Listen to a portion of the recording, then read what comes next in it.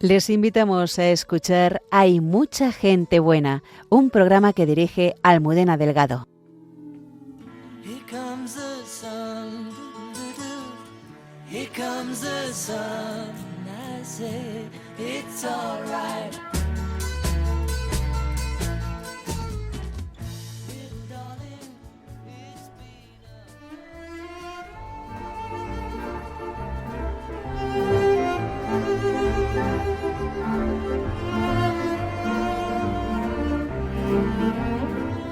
El afán misionero, la profunda piedad y la confianza en Dios se transmitió por los padres de Santa Teresita de Lisieux a sus 5 hijas religiosas.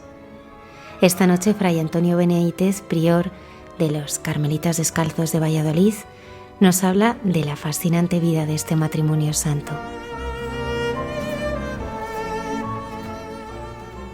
También nos acompañará el padre Miguel Márquez, Cayetana Jairi Johnson y la hermana Carmen Pérez. Muchas gracias por acompañarnos. Comenzamos.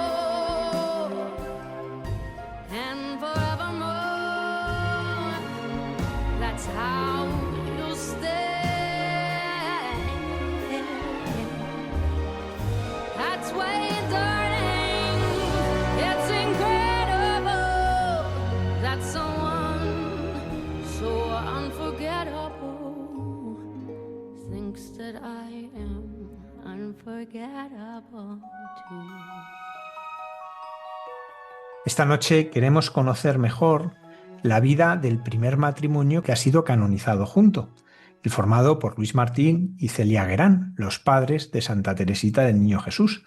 Para ello nos acompaña el padre Antonio Benítez, que es el prior de los Carmelitas Descalzos en Valladolid. Buenas noches, padre Antonio. Muy buenas noches a usted y a toda la audiencia.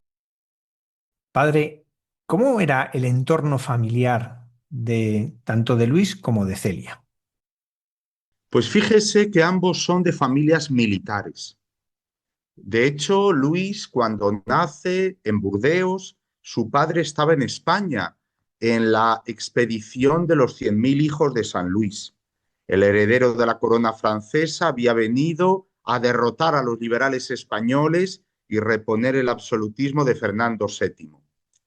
Y en el caso de la madre, de Celia, el padre fue militar 10 años, pero después que cae Napoleón, se convierte en gendarme. Mientras que el padre de Luis continuó siendo militar con la monarquía borbónica restaurada, el padre de Celia se convierte en gendarme. Son, por tanto, dos familias de mucho orden, dos familias en las cuales los padres se han curtido en las expediciones napoleónicas, que fueron durísimas para la tropa, durísimas, y son dos familias donde se tiene mucho respeto a la ley, pero sobre todo a la religión. Ciertamente, Luis y Celia parece que son más fervorosos, más entregados, más católicos que sus padres respectivos, pero bueno, lo bebieron de sus padres. De hecho, en el caso de Celia, por ejemplo, esto es como una anécdota, ¿eh? Para completar los pocos recursos que tenía el padre de Celia, gendarme jubilado, pusieron una cafetería. Y resulta que la madre de Celia reconvenía a los que bebían mucho alcohol.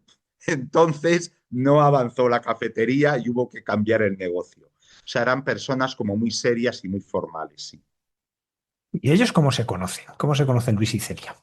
Bueno, hay un puente en Alençon. Aprovecho para decir que Alençon es la prefectura, o sea, la capital del departamento de Orne, en Normandía, porque tanto la familia del padre como la familia de la madre de Teresita son normandos, proceden del entorno de Alençon, y cuando ambos, el padre de Luis y el padre de Celia, se jubilan de su vida militar y de su vida de gendarme, se asientan en la ciudad de Alençon. Un detalle, es la capital del departamento de Orne, pero el obispado y la inmensa catedral están en una ciudad como a 24 kilómetros, sé.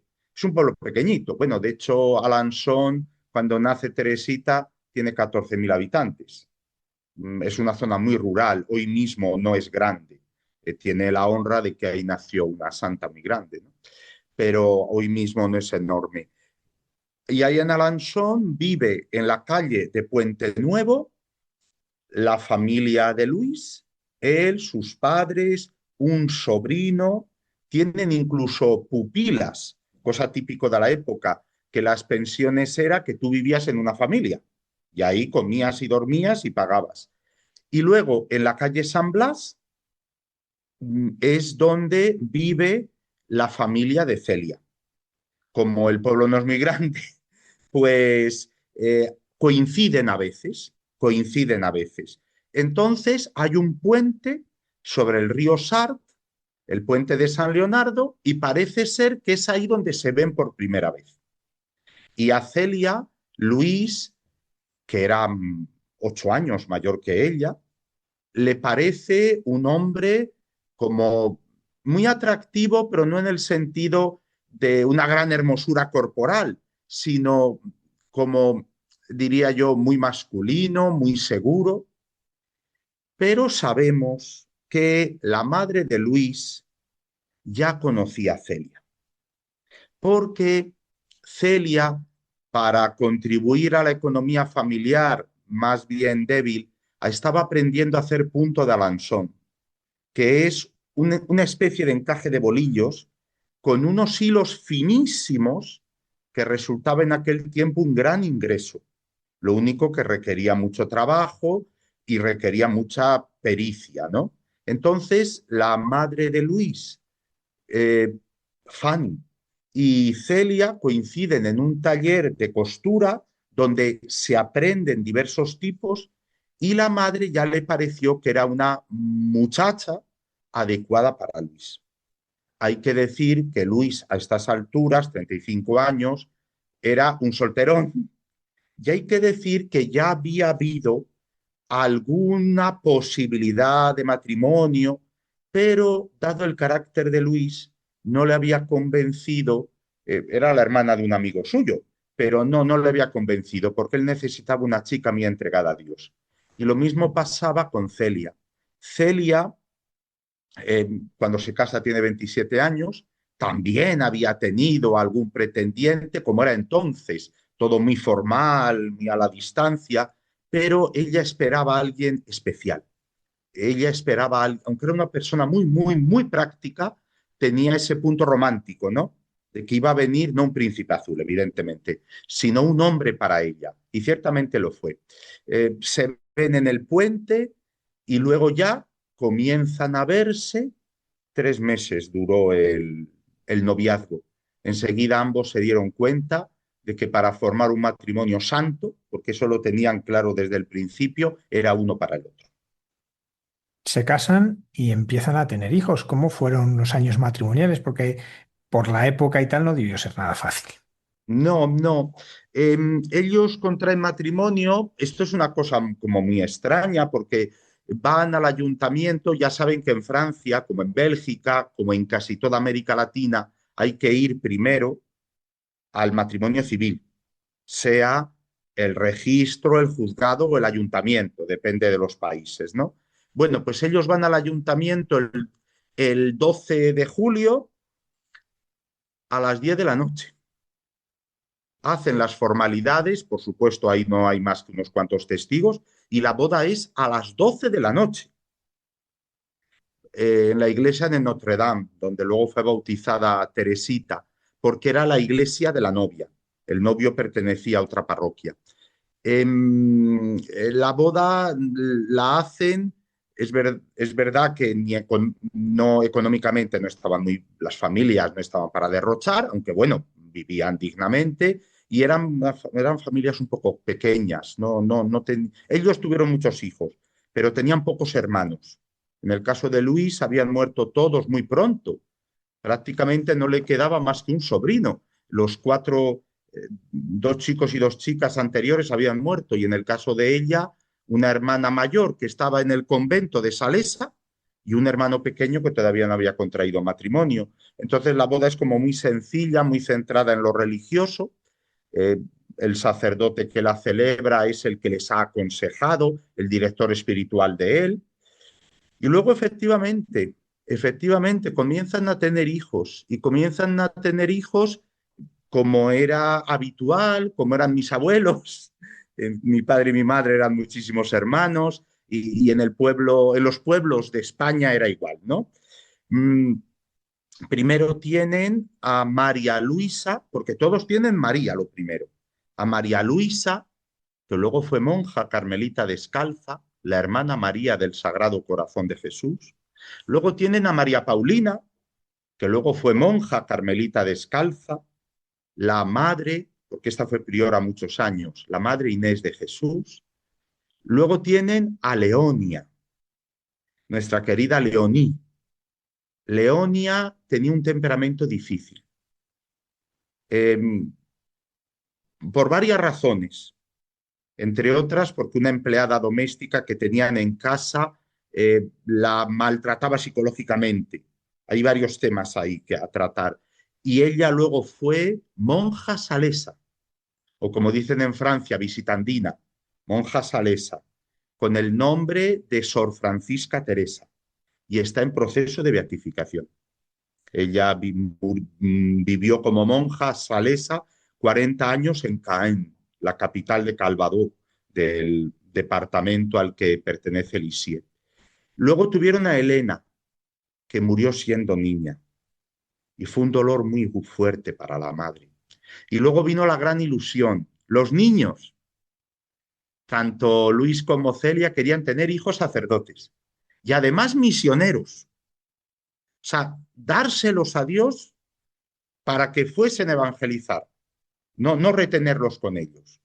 Bueno, pues primero nació María José Luis, que murió muy pronto, y luego María José Juan Bautista, que también murió muy pronto.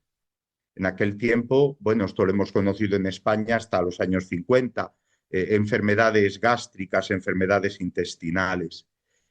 Y luego nace otra niña, María Melania Teresa, la cual también muere pronto, y luego nace la novena, la nuestra, María Francisca Teresa, Francisca por San Francisco de Sales, María Francisca Teresa. Al final sobreviven las 5 hermanas. Mueren 2 hermanitas y 2 hermanitos, a los cuales conmemoraba todos los años nuestra querida Santa Teresita el día de los inocentes, hacía la fiesta de sus hermanos difuntos, porque como estaban en el cielo, pues hacía fiesta de ellos. Y entonces, como digo, quedan 5 mujeres, de las cuales 4 fueron carmelitas descalzas y una fue monja salesa, y la más pequeña, Teresita, bueno, pues muy pronto se vio que la obra de Dios era grande. Ciertamente, Teresita, como dijo un famoso filósofo, Emmanuel Mounier, es una sagacidad del Espíritu Santo, pero el pozo que le dejaron sus padres es muy importante.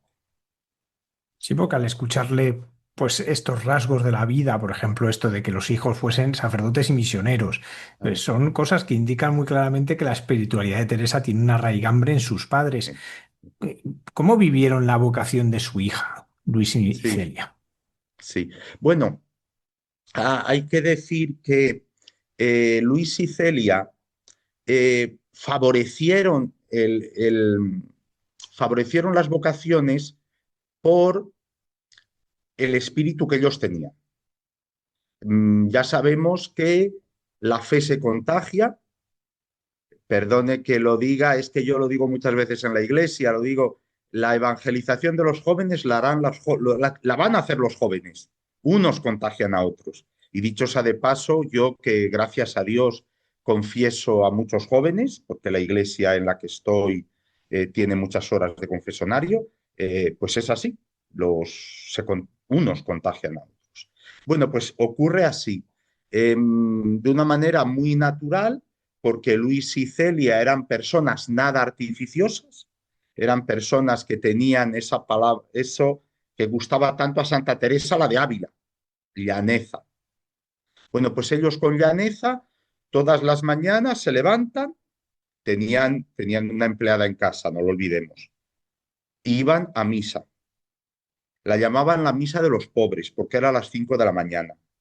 Las personas con cierta categoría, y ellos podían haber sido personas con cierta categoría, porque en un momento dado el negocio de ella, el punto de Alanson, produce lo suficiente para tener bastantes empleadas.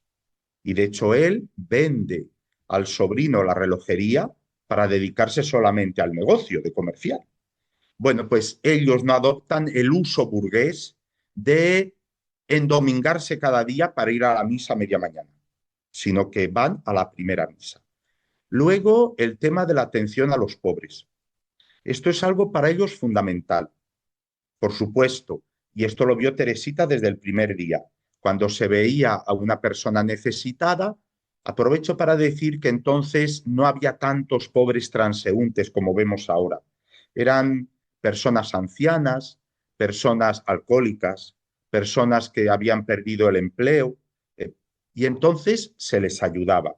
Y era la misma niña, bueno, cualquiera de ellas. En el caso de Teresita, pues a ella le tocó la que le llevaba la ayuda, la que daba el dinero, o la que daba un trozo de pan, o la que daba un alimento. Eran los mismos niños. Esto de la ayuda a los pobres llegó a un punto en que tuvieron en casa un niño huérfano y tuvieron en casa alguna persona anciana. Eh, lo digo porque siempre dejar entrar en casa nos cuesta mucho a todos, ¿no? Bueno, pues tuvieron en casa alguna persona anciana y algún niño, algunos periodos, claro, algunos periodos. Luego, efectivamente, pertenecen tanto Luis como Celia al apostolado de la oración, pertenecen todas sus hijas. De hecho, Teresita es compatrona del apostolado de la oración, junto con San Francisco Javier. El compatronato se lo dio el apostolado de la oración en 1997, porque investigaron si era verdad o no era verdad que la niña Thérèse Martin estaba en las listas. Se suponía, pero... Y apareció el documento. Apareció el documento en Alençon, antes de que marchase. Perdón, apareció en Alençon, pero ahora no me acuerdo si el de Teresita en Alençon o en Lisieux, porque son diócesis distintas. Pero bueno, da igual. La cosa es que apareció el documento y es compatrona. Y en el caso misionero, ayudan a la obra de las misiones. Entonces no existía el DOMUN, pero ya existía la obra misionera fundada por la beata Pauline Jaricot en Francia, y también existía la Santa Infancia, fundada por un obispo francés, Forval Jatzon. Bueno, pues a todo esto pertenecen y ayudan y dan las niñas su pequeña contribución y rezan todos los días por las misiones, para bautizar niños, bueno, como se hacía entonces, como que era lo típico, dabas una limosna para que bautizaran a un niño en África, era así, era así. Bueno, pues participan de todo ello, así que es por contagio, es por contagio. A las hermanas mayores de Teresita las enviaron a Le Mans, donde estaba la tía Sor María Dositea de Salesa, porque las salesas tenían colegialas.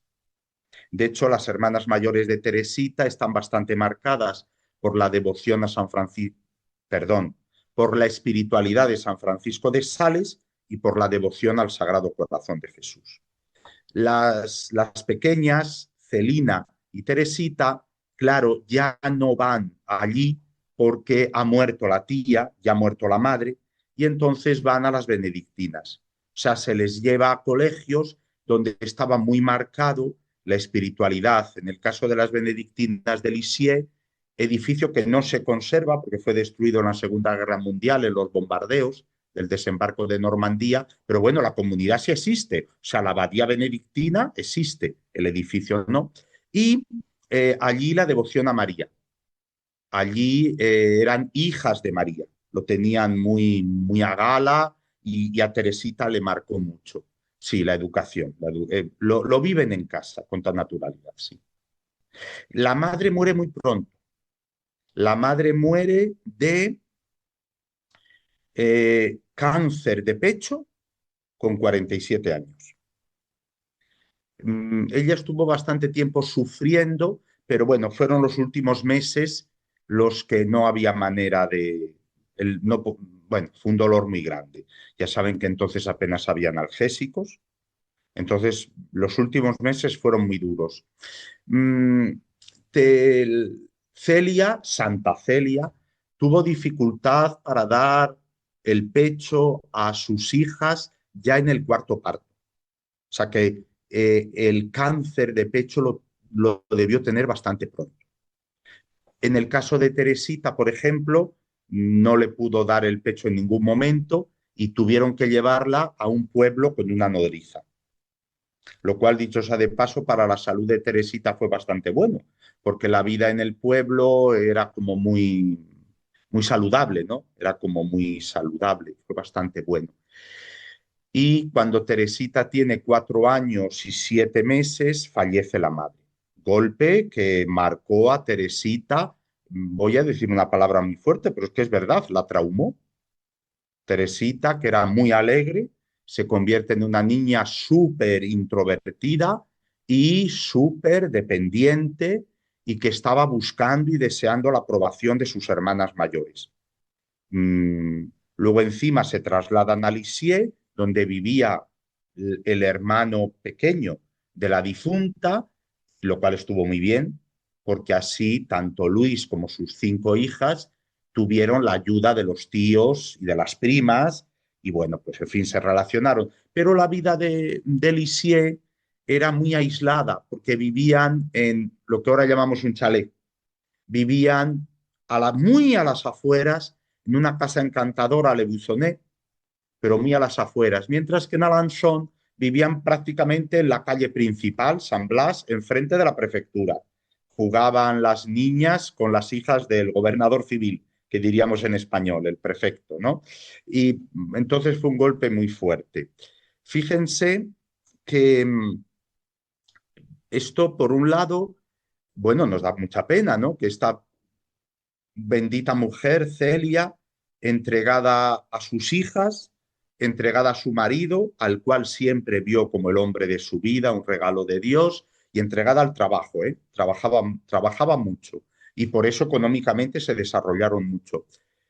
Que muera tan pronto, con 47 años, pero bueno, era un poco el sino de la época, ¿no? Lo digo porque su cuñada, su propia madre, bueno, mueren más o menos a la misma edad. Las hermanas de Luis, mucho más jóvenes, no llegaron ni a 30 años. Es verdad que la madre de Luis y el padre de Luis murieron bastante ancianos, ¿eh? De hecho, la madre de Luis sobrevivió a la nuera. Vivía todavía, vivía en una casa cuidada por unas personas, eh, la misma nodriza que había tenido Teresita, porque estaba como dependiente, ¿no? Pero sobrevivió a la muerte de Santa Celia. Claro, ellos son personas normales que tienen estos dolores, sí, sí. Y entonces fue Luis, el solo, el que tuvo que afrontar la vocación de sus hijas. Y desde el principio se las dio a Dios sin ningún problema. En concreto, centrándonos en Santa Teresita, eh, ¿cuándo empieza a manifestar ella, pues que Dios la llama? ¿Cómo empieza a vislumbrarse en casa que, igual que sus hermanas, Teresa tiene vocación? Teresita dice de sí misma que desde los 3 años procuró no negarle nada a Dios. Teresita era muy inteligente y muy precoz. Para ser santo no hace falta ser así, pero en el caso de Teresa, de la pequeña Teresa, sí, fue muy precoz, ¿eh? Porque bastante pequeña entendió el sermón del Viernes Santo. Y también bastante pequeña, aquí influida por sus padres, vivía entonces su madre, estaba lloviendo y no se podía ir a la iglesia. Y se escapó para ir a la iglesia. Tuvieron que ir detrás de ella, a recogerla, claro, a recogerla. Porque aunque no estaba muy lejos la iglesia de Notre Dame, donde ella fue bautizada, pero bueno, pues no convenía. Aprovecho para decir que en Normandía hace mucho frío. O sea que la lluvia de allí puede ser muy peligrosa para una niña. Mm, Cuando Teresita entra más o menos en lo que sería 6 7 años, empieza a oír que su hermana mayor, Paulina, Pauline en francés, quiere ser carmelita. En aquel momento ya están en Lisieux. Y su hermana mayor, como hay carmelitas en Lisieux, quiere entrar carmelita. Su hermana mayor había tenido una experiencia, no una experiencia de mística extraordinaria, sencillamente que estando en la parroquia había una Virgen del Carmen y eso como que a ella la motivó mucho, ¿no? Por otra parte, era famoso que el rigor de las carmelitas era muy grande y eso a ella la motivó, porque de alguna manera en la familia todos aspiraban al, la palabra perfecto quizá no es la más adecuada, aspiraban a lo más auténtico, a la mayor entrega. Entonces Teresita dice que si Paulina se va, se irá con ella. Que si Paulina se va, se irá con ella. Pero al principio esto es como una cosa romántica, porque claro, como leían las vidas de los santos, como hacía Santa Teresa de niña con sus hermanos, y hacía San Ignacio de Loyola no de niño, con 30 años, enfermo. Pues al leer las vidas de los santos aparecían no sé cuántas santas que se habían retirado al desierto y habían vivido en una cueva, las madres del yermo. Y entonces Teresita pues pensaba que Paulina y ella se irían a vivir en un desierto. Bien. Pero claro, al final, ¿no? Al final, Paulina fue a un monasterio, por cierto, muy observante, dedicado a la Inmaculada Concepción de María, que no llevaba mucho tiempo. El monasterio, cuando entra Paulina, de hecho vivía una de las fundadoras, o sea que seguramente no tenía todavía 50 años. Y bueno, pues Teresita se queda un poco desconcertada porque ella, como es la pequeña, se entera cuando ya está todo preparado. Han preparado el ajuar, siempre se preparaba un ajuar para la que entraba monja, igual que para la que se casaba, y claro, ya el padre había reservado dinero para la dote. Saben que las monjas contemplativas en aquel tiempo entraban con dote. Y dicho sea de paso, en Francia solían ser buenas dotes. Había que preparar dinero, lo que pasa, me aprovecho para decirlo, es que no era tanto dinero líquido, contante y sonante, como papel del Estado.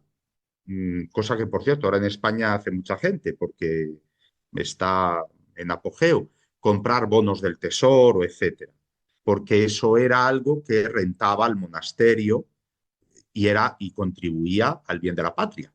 Era servir a Dios, al monasterio y a la patria. Entonces se entera Teresita de que están preparándolo todo y dice, pues seré carmelita.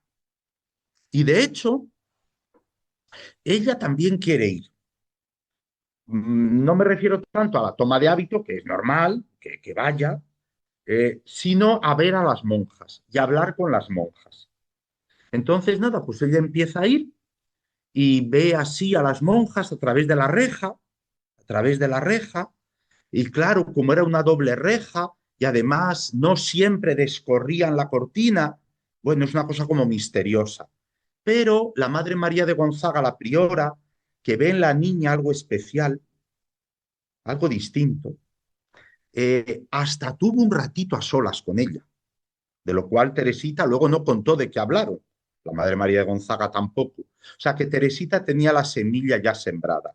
Y como dato gracioso, le dijeron que tenía que llamarse Teresita, las monjas. Claro, en francés es Petite Thérèse, pero es que las monjas le decían también Teresita en español, porque Santa Teresa de Jesús, la de Ávila, tuvo una sobrina que nació en Quito, que vino a España y a la que conoció en Sevilla y la llamaban todas Teresita. Y entró monja en San José de Ávila. Y ahí está, sus restos en San José de Ávila. Por cierto, la Teresita española, la sobrina de Santa Teresa, que entró de niña, bueno, le pusieron el hábito de niña. Profesó con 16 años, como mandaba el Santo Concilio de Trento. Bueno, pues la Teresita de España se ofreció para ir a Francia. Quiso ser de las fundadoras de Francia, pero los superiores le parecieron inadecuado, que hacían falta monjas con más espabiladas, perdón la palabra.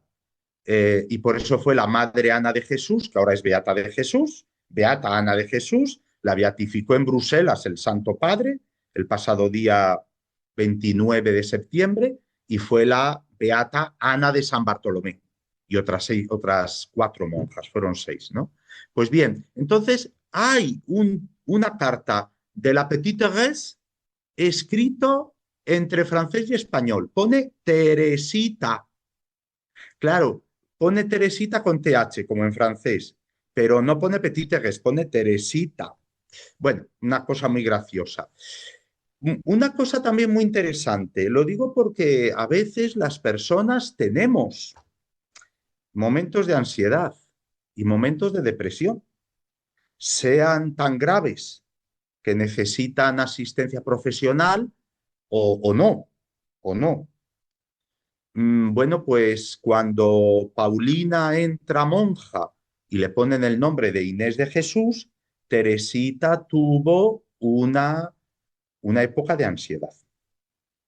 Bueno, yo no soy capaz de hacer un juicio, evidentemente, a nivel psicológico, pero tuvo una época de ansiedad, tenía convulsiones, eh, ataques de pánico, tuvo etapas mejores y peores, y duró, esto sí que es un misterio, comenzó el día de domingo de resurrección, que aquel año fue 25 de marzo, y acabó el domingo de Pentecostés, que aquel año fue 13 de mayo. Y ya saben muchos de los oyentes cómo acabó. Estaba Teresita en la cama, fatal, ya digo que hasta tenía convulsiones, o sea, lo que ahora llamamos somatizar. Somatizaba sentía que se le había muerto la madre y ahora la había abandonado su hermana preferida, ¿no? Era, por cierto, hay una tesis doctoral de un mercedario, Antonio Vázquez, sobre este tema.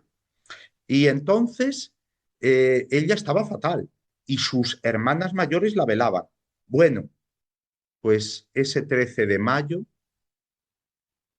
domingo de Pentecostés por la tarde, estaba delante una imagen de la Virgen que había, bueno, la compró de soltero su padre, porque Luis era devotísimo de la Virgen, como es natural, eh, y a Teresita le pareció que la Virgen se le acercaba y le sonreía.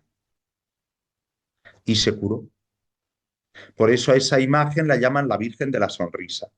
Está colocada en el Carmelo de Lisieux, encima del sepulcro de Teresita. Esa imagen la había comprado de soltero en París, Luis, y es copia de una que hay en la iglesia de San Sulpicio de París, pero la llamaban Nuestra Señora de las Victorias, porque en el gran santuario de París de Nuestra Señora de las Victorias iba mucho Luis de jovencito, aunque la imagen de Nuestra Señora de las Victorias es distinta.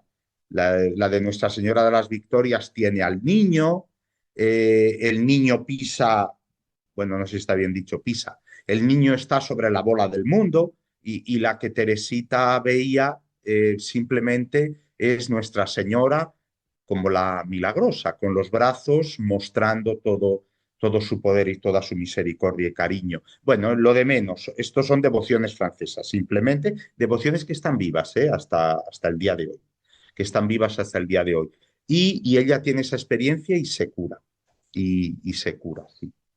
Y luego ya será en otra experiencia a los 14 años, bueno, le quedaban unos días para 14 años, cuando salga Teresita de su hipersensibilidad. Se había vuelto una adolescente, iba a decir insoportable, no, eso de Teresita no se puede decir porque ella nunca perdía la educación y la sonrisa, pero hipersensible. Tuvo Teresita una etapa de escrúpulos, cosa también normal en una niña que se convierte en mujer. Claro, en eso también hay que dar gracias a Dios que en nuestro tiempo, y lo digo porque esto me alcanzó a mí, bueno, el ambiente era muy sano. El ambiente era muy sano. Nuestros niños y niñas de ahora no están en ese ambiente sano. Entonces todo el mundo de la sexualidad nos resultaba como sorprendente, como de hecho a veces no lo sabíamos encajar, pero en el buen sentido. O sea, no. Y Teresita tuvo una etapa de escrúpulos. Y bueno, ella dice que sus hermanos difuntos se lo curaron, pero bueno, fue, ya saben, hacer de la necesidad virtud. Un refrán español que, por cierto, Santa Teresa lo usa en las Quintas Moradas. Ahí se conserva en Sevilla el original. Pues bien, Teresita, cuando su otra hermana mayor, María, entra a Carmelita descalza, ya no tiene a quien contarle las cosas. Y como ella, a l'abbé Dusselier, el excelente sacerdote con el que se confesaba, no había cosas que no le podía contar. No, o sea, le contaba los pecados, evidentemente, pero había cosas. Entonces se le curan, perdón, se le curan los escrúpulos. Y luego, por último, en la noche de Navidad de 1887, el Espíritu Santo le da una gran fortaleza y entonces ella, como dicen los psicólogos, se trasciende.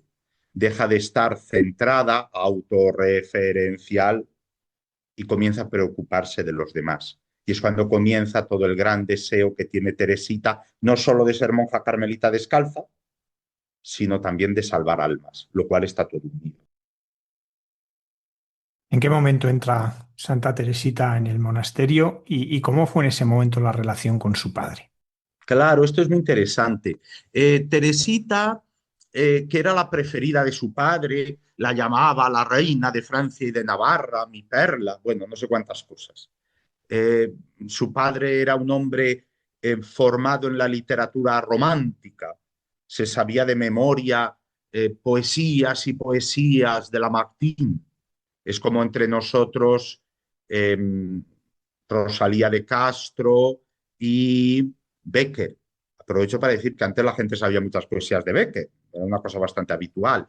Bueno, pues él era un hombre romántico y se sabía no sé cuántas poesías y entonces a las hijas les ponía epítetos, no eran motes, eran epítetos. A una la llamaba la audaz, a la otra la llamaba, pues eso, la perla fina, bueno, a todas les ponía motes. Y Teresita era mi reinecita, la reina de, la reina de Francia y de Navarra, porque era el antiguo título que usaban los Borbones. Él no sé si se acordaría, porque cuando él era niño todavía estaban los reyes Borbones, todavía, y su padre estaba en el ejército, y él estaba en el cuartel, pero bueno, usaba esa terminología. Ocurre que Teresita, con 13 años, es hipersensible, amadísima por su padre, pero como digo, una niña que se ha vuelto un poco difícil, la verdad.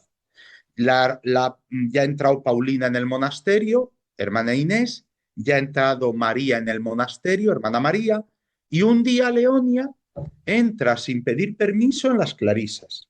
Bueno, salió a los 15 días, claro. Y luego marcha a las Salesas, y luego volvió a salir. Después estaría 40 años, ¿eh? Pero en vida del padre entraba, salía, y el padre no sabía muy bien qué hacer. Viene la gracia de Navidad, como digo, 1887. Teresita, 1886, perdón, 1886. Teresita, mm, de pronto, como que es una mujer nueva. De hecho, el padre aquella noche había dicho, lo cual hirió a Teresita hipersensible, que menos mal que ya era la última vez que le ponían los regalos en la chimenea, menos mal, que ya iba a cumplir 14 años, menos mal, que ya era. Pero Teresita no llora, el Espíritu Santo la transforma, ¿no? Como bueno, a muchas almas las ha transformado de una manera muy suave, como la brisa que recibió el profeta Elías en el monte Oreb. Pues así, el Espíritu Santo transforma a Teresita. Entonces Teresita no dice nada al principio, como es natural, no dice nada al principio, pero va ya hablando con Celina y escribiendo a su hermana, a Paulina, que ahora es hermana Inés, y va como preparándose espiritualmente. Hay un caso especial y es cuando siente, mirando la estampa de un crucificado en la parroquia, en la iglesia parroquial, que tiene que salvar almas y se pone a rezar por un condenado a muerte, Henri Prancini. Aprovecho para decir que esto es una lección para nosotros porque a nosotros nos cuesta rezar por las personas malvadas y por los enemigos de la iglesia. Nos cuesta. Resulta que a Henri Prancini lo iban a guillotinar porque había matado a 3 mujeres, una de ellas de la edad de Teresita. Y ella quiere que su alma se salve. Y encarga misas a Nuestra Señora de las Victorias a través de Celina. Y bueno, y reza, y reza, y reza. Aprovecho para decir que esto es el espíritu carmelitano de Santa Teresa de Ávila. O sea, esto es lo propio de la Orden del Carmen de Santa Teresa de Ávila. Gastarse y desgastarse por las almas, con todos los sufrimientos. Teresita lo resume, oración y sacrificio. Bien, al final Prancini en el patíbulo besó varias veces el crucifijo del capellán. Al final, o sea, las oraciones de Teresita fueron escuchadas. Entonces Teresita dice, no, tengo que dar el paso, y el domingo de Pentecostés, ahora ya es 1887, se lo dice a su padre. En una tarde suave de mayo, era 29 de mayo, y su padre dice que sí, que se la entrega a Dios. Y la cosa más impresionante es que en ese momento ya se le han ido 3 hijas y solo le quedan Celina y Teresita. Pero dice que sí, que se la entrega a Dios. Y que vamos a hacerlo todo. Claro, ahora comienzan los problemas. En este momento Teresita tiene 14 años y 5 meses. El superior del Carmelo de Lisieux, un sacerdote que era delegado del obispo para esta función, dice que de manera ninguna, que esperar más bien a los 17. El tío de Teresita, el hermano de su madre, Isidoro Guerán, que ahí en Lisieux era una autoridad, porque era farmacéutico, era una persona, dice que no. Y según la ley, al ser Teresita menor de edad, su tío tenía una función de tutor auxiliar, ya que la madre había muerto. Bueno, pues el padre secunda el deseo de su hija. En vez de decir, Luis, mira, vamos a esperar, secunda el deseo de su hija. Al final, el tío de Teresita cambia de opinión, no el superior del Carmelo, Messier de la Troette, por cierto, un sacerdote excelente, él no cambia de opinión, porque había tenido una mala experiencia unos años antes, y van a ver al obispo. Van a ver al obispo. Hay una foto famosa de Teresita con un moño, y es que ella no llevaba moño nunca, pero claro, para parecer mayor, le pusieron un traje un poquito ceñido y un moño. El obispo se emocionó mucho. Estuvieron hablando también con el vicario general. Se emocionaron todos, pero claro, el obispo no dio el permiso. El obispo no dio el permiso. Entonces, ¿qué hace el padre de Teresita? Pues vamos a Roma. Y fueron a ver al Papa. Claro, no fueron a ver al Papa por su cuenta, sino en una gran peregrinación de la diócesis de Coutances, diócesis vecina de Normandía, y de la diócesis de Bayeux-Lisieux, a la que ellos pertenecen. Eran unos 150 peregrinos, de los cuales unos 60 eran sacerdotes. Casi todos eran de la nobleza, porque un viaje a Roma era muy caro. Pero Luis hizo el dispendio y fueron a Roma. Él, Celina y Teresita. El viaje fue por Milán, por Bolonia. Ahí en Bolonia hubo una cosa como especial, los estudiantes, Bolonia es una ciudad esencialmente universitaria, como en España Salamanca, los estudiantes rodearon a Teresita y se la llevaron, hubo que ir a por ella. Bueno, no, era una broma, no era nada malo, pero es que Teresita, con 14 años y rubia como era muy rubia, muy normanda, debía resultar muy, muy guapa. Era bajita, pero bueno, debía resultar muy guapa. Llegan a Roma y se lo pide Teresita al Papa. El Papa León XIII la escucha, pero dice que ya verán los superiores. Queda todo en el aire, que ya verán los superiores. Un gesto muy bonito es que el vicario general de Lisieux, de Bayeux-Lisieux, porque el obispo no había ido, cuando llegó Luis, el padre de Teresita, no le dijo al Papa, es el padre de la niña que llorando le ha pedido entrar carmelita con 15 años, sino que le dijo, es el padre de 2 carmelitas. Y entonces el Papa, que no lo hizo con ninguno, le impuso la mano y lo bendijo con mucha solemnidad. Bueno, luego regresaron a Francia y esto era noviembre, era ya noviembre, Teresita quería entrar en Navidades y al regresar a Francia el obispo dijo que sí, que entrara pronto. Sin duda ninguna el vicario general, que había visto a Teresita en el viaje, había comprobado que no era una niña ñoña, que de verdad tenía vocación, aunque quizá era un poco prematuro. Y bueno, pues el gran deseo de Teresita dice, bueno, si en la Navidad de 1886 el Espíritu Santo me dio fortaleza, que esté yo en el Carmelo en la Navidad de 1887, las mismas monjas carmelitas que habían apoyado la intención, le dijeron que no, que esperar a Pascua, que era un poco pronto, y por otro lado, dado el frío que hay en Lisieux, un frío muy, muy, muy húmedo, porque al lado del Carmelo corre lo que ellos llaman una rivière, pero en España sería un río, allí lo llaman arroyo, el Tuc.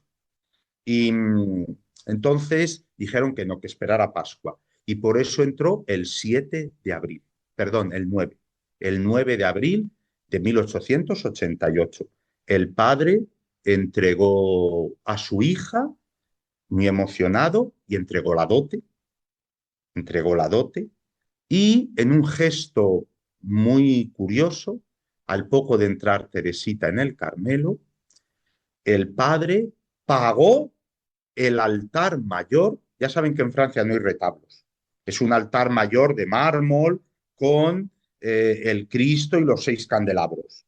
Pagó el altar mayor de mármol de la parroquia a la que ellos pertenecían, San Pedro, antigua catedral de Lisieux, que en este momento era como una concatedral, que vamos, funcionaba de parroquia, ¿no? Y ahí está ese altar. Luego, los amigos de Luis dijeron, Luis había ofrecido a sus hijas y quiso ofrecerse él. ¿Y cómo? Pues pagando 100.000 francos de entonces para el altar mayor de la antigua catedral de Lisieux. Ahí está, la parroquia de San Pedro. Muchas veces ha dicho que Luis tenía una enfermedad mental. ¿Es cierto? ¿Y cuál era? Pues es que comienza ahora. La enfermedad mental comienza ahora. Si Luis antes había tenido algunas señales, no lo sabemos. Lo único, voy a hacer un pequeño bueno, dicho sea de paso, toda la correspondencia de su esposa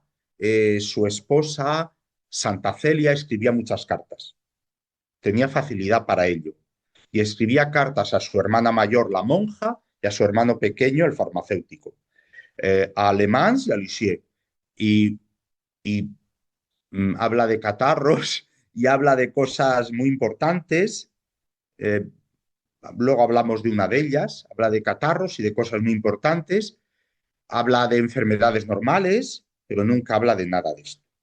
Sí es verdad que cuando era jovencito Luis fue a Monjou, en los Alpes suizos, que es lo que nosotros en España llamamos el Gran San Bernardo, esa abadía de canónigos regulares de San Agustín que tienen unos perrazos San Bernardo a los cuales les ponen unos barriles con ginebra o algo así, porque a veces se pierden los viandantes entre las nieves, ¿no? Estuvo ahí, en el Gran San Bernardo, estuvo como de peregrino y luego volvió para ser canónigo regular, porque el Gran San Bernardo son canónigos, es que en España casi no hay de esto. En Francia, Suiza y Alemania todavía quedan. Tomás de Kempis era canónigo regular y todavía existe su congregación. Bueno, pues él quiso entrar, era una vida ideal para él, ¿eh? Culto divino, lectura de la Escritura, estudio de San Agustín, era una vida ideal para él. Lo cierto es que le dijeron que tenía que aprender latín, que no le podían admitir. Regresó a Alençon, comenzó a estudiar latín y luego lo dejó. Y hay un médico que dice, bueno, de esto hace muchos años, muchos años, ya estaba canonizada Teresita, pero hace muchos años. Hay un médico que dice que ahí tuvo un pequeño episodio depresivo, pero vamos, hacia vida normal. Y de hecho comenzó a trabajar de relojero. Cuando vio que esto del estudiar latín le superaba, después de más de un año, lo dejó y comenzó a trabajar de relojero y ya está.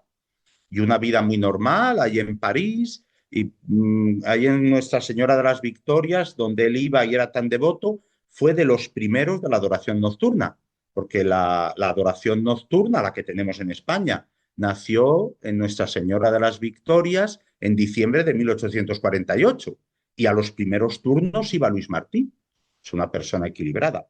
Pero después que Teresita entra en el Carmelo, comenzaron los problemas. Se escapa de casa. Se fue al puerto de Le Havre, el Havre que decimos. Se quería ir a Canadá. Bueno, tuvo que ir su cuñado con un sobrino por él. Luego tenía delirios que perseguían a sus hijas.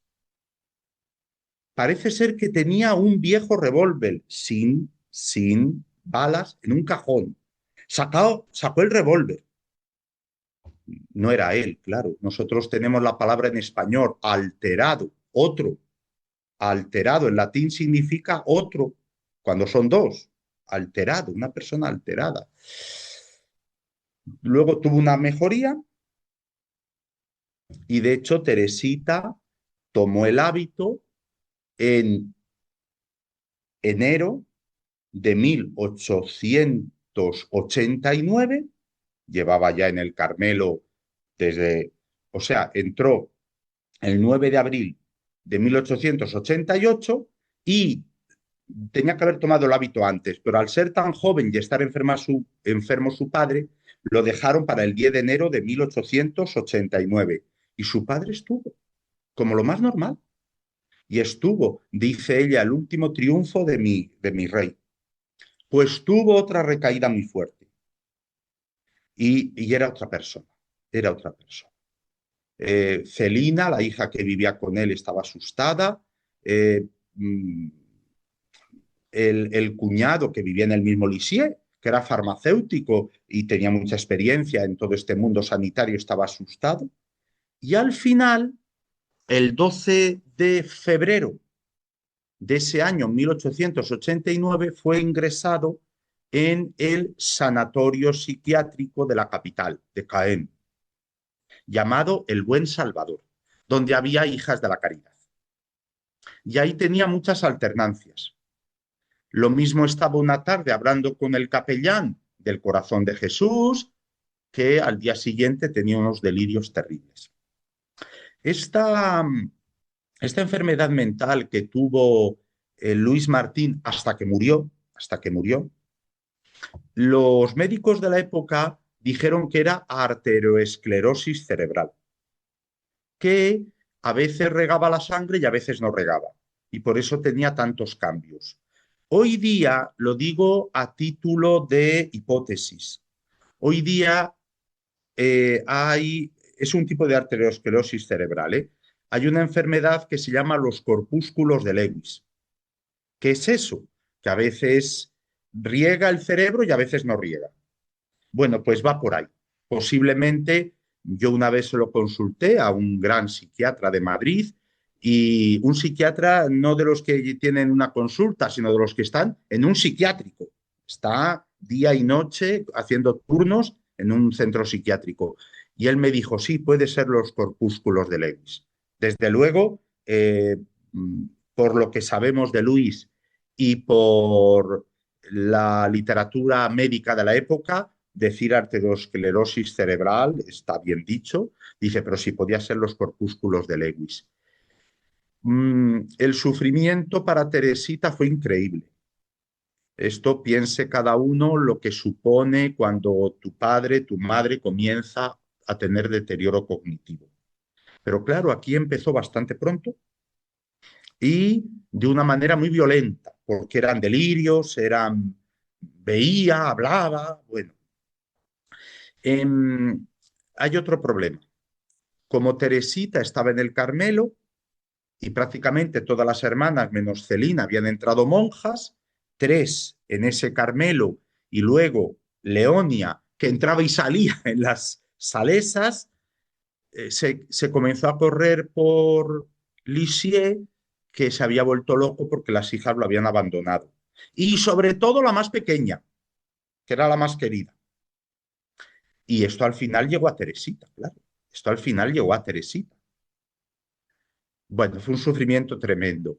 Por eso llama mucho la atención que en el manuscrito A de Historia de un alma, al final, donde Teresita pone las fechas más importantes de su vida, al poner 12 de febrero pone nuestra riqueza.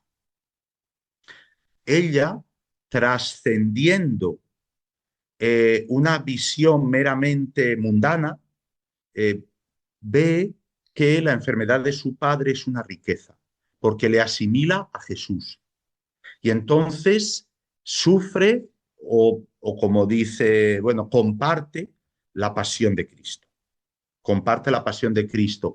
Y es en este momento cuando Teresa, del niño Jesús, añade y de la Santa Faz, que es un hombre completo en religión. Y fue canonizada así, Santa Teresa del Niño Jesús y de la Santa Faz. Es verdad que ella ya tenía devoción a la Santa Faz, porque la había en Francia y concretamente en Normandía y concretamente en el Carmelo de Lisieux. Es verdad que ella lo pensó antes de que el padre fuera internado en el psiquiátrico, pero ella lo entendió desde la Santa Faz. El rostro humillado, dolorido y los ojos llorosos de Jesús son los de mi Padre. Comparte la pasión de Cristo. ¿Cómo fue la muerte de Luis Martín? Al cabo de un tiempo, Luis Martín perdió la capacidad de andar. Claro, aquí se ve que la falta de riego sanguíneo produjo, ya había tenido algún fenómeno anterior, incluso eh, mm, están al poco de entrar Teresita en el convento. Ya había tenido algún tipo de ictus, que decimos nosotros ahora, ¿no? Entonces perdió la capacidad de andar. Como ya no se podía escapar, las autoridades del psiquiátrico dijeron a la familia que si se lo querían llevar, se lo podían llevar, porque lo podían tener en casa sin problema.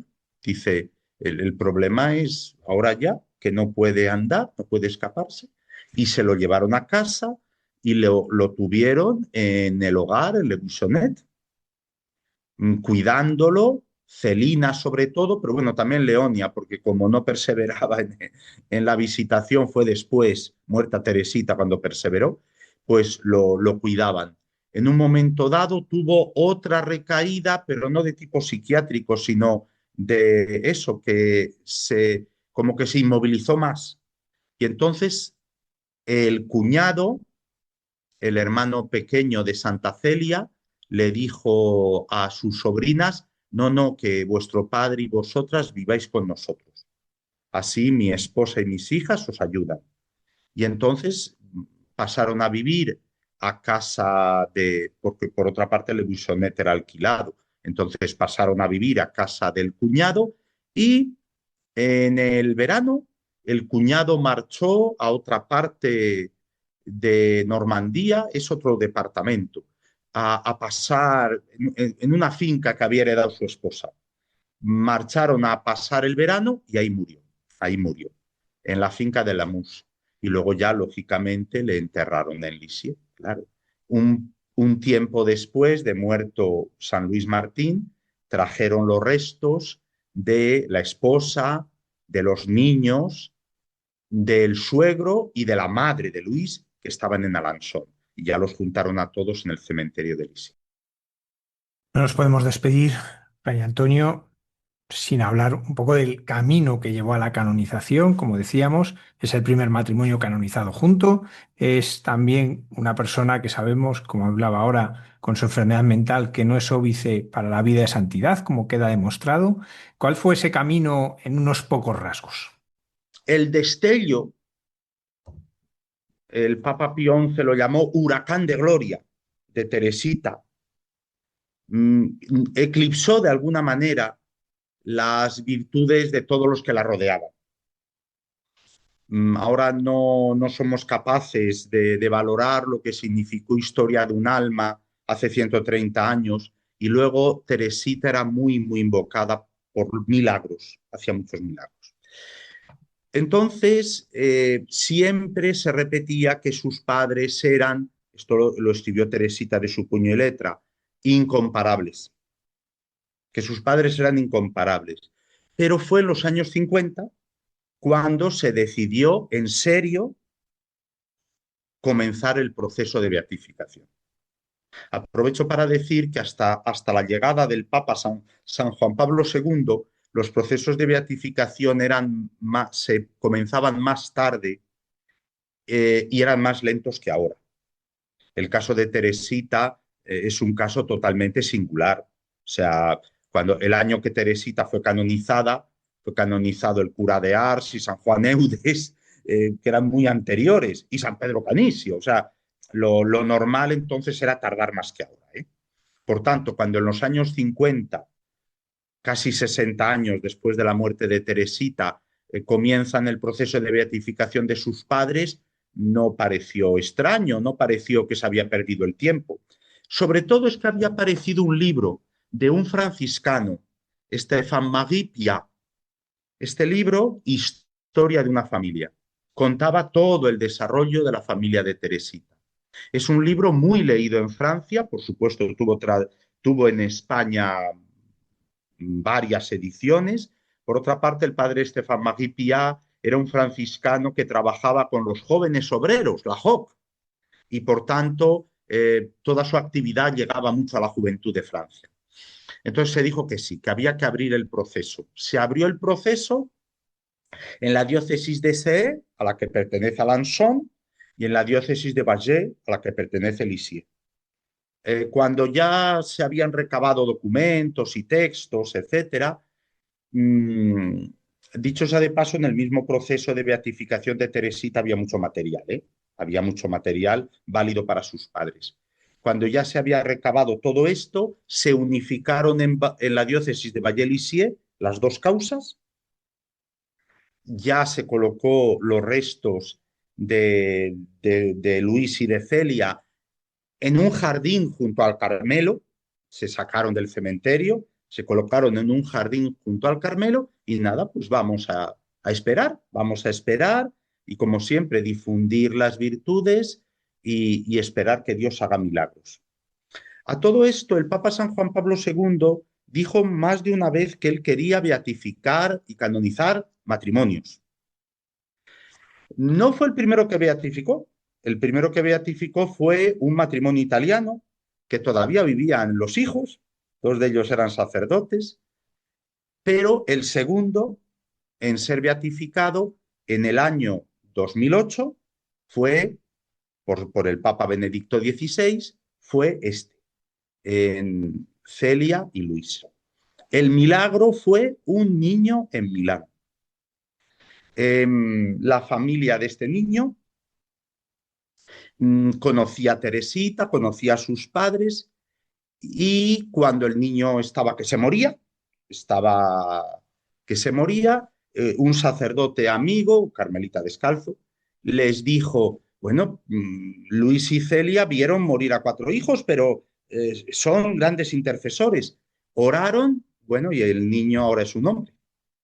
Entonces fueron beatificados en la Basílica de Lisieux. En aquel momento el Papa Benedicto XVI ya había determinado que las beatificaciones fueran no en Roma, sino en la diócesis. Entonces, en la gran Basílica de Santa Teresita de Lisieux, el cardenal Sarabia Martins, el cardenal prefecto de las causas de los santos, canonizó con gran alegría. Era 19 de octubre de 2008 y era el Domum, el Domingo Mundial de las Misiones. Dicho sea de paso, también Teresita fue declarada doctora de la Iglesia en 1997, un 19 de octubre, día del Domum. Bueno, beatos, una gran alegría, comienzan a pedirse reliquias. Por ejemplo, yo sé que en Lérida hay un santuario de Santa Teresita de los Carmelitas Descalzos y ahí hay reliquias de los beatos. De los entonces beatos Luis y Celia, les hicieron una capilla, les hicieron unas estatuas en el jardín, comienza a difundirse la devoción a Luis y Celia. Y enseguida muchos movimientos familiares comienzan a reivindicar esta figura. Y luego, bueno, no tengo que contar porque ya lo han contado. La canonización vino en España, en la Archidiócesis de Valencia. Una niña que se muere, una niña Teresa, que se muere y el padre va a rezar a las Carmelitas Descalzas de Serra y las Carmelitas Descalzas son las que le dicen que hay que rezar a Santa Teresita y hay que pedir reliquias. Se hace todo deprisa y corriendo y se hace el milagro. Porque por lo visto la niña, por lo que a mí me dijeron las Carmelitas Descalzas de Serra, que pasé por ahí poco tiempo después, estaba llena de sangre el cerebro. O sea, un caso absolutamente, bueno, para los padres horroroso, pero médicamente que no se entendía. Hago un paréntesis, no sé si lo dijeron los padres el otro día. Las Carmelitas Descalzas de Serra me contaron que, claro, como el padre venía a rezar por la tarde, la hermana tornera no quería abrir para que pasara a la capilla. Pero esto es como un misterio, porque resulta que esa hermana tornera abría siempre. Y las monjas le decían, no abras a ciertas horas. y la única vez que no abre fue en este caso. Pero claro, luego ya la providencia de Dios. Luego ya se enteraron del tema, etcétera. Bueno, eso ya lo han contado. Y nada, pues el matrimonio Luis y Celia fueron canonizados, primer matrimonio canonizado, el 18 de octubre del año 2015, porque aquel año el Domum cayó a 18 de octubre. Yo sé, sobre todo en los países francófonos, Francia, Suiza, Canadá, Bélgica, el Líbano, yo sé que muchos movimientos de tipo matrimonial, etcétera, los tienen muy presentes. Y yo creo que, bueno, pues tenemos que hacer que estén también presentes en los países de lengua española, de lengua inglesa. Pues Fray Antonio Benítez, muchísimas gracias por habernos acompañado esta noche y descubrirnos, porque para muchos seguro que ha sido un descubrimiento, la vida de este matrimonio santo. Luis y Celia, padres de Santa Teresita. Aprovecho para recordar que el que quiera conocer el milagro que lleva a la canonización lo puede escuchar en el podcast del 21 de junio y agradecerle, padre, pues que, bueno, pues sus sabias palabras que nos ayudan a querer más a los santos y a saber que los santos están con nosotros. Muchísimas gracias. Muy bien, muchas gracias.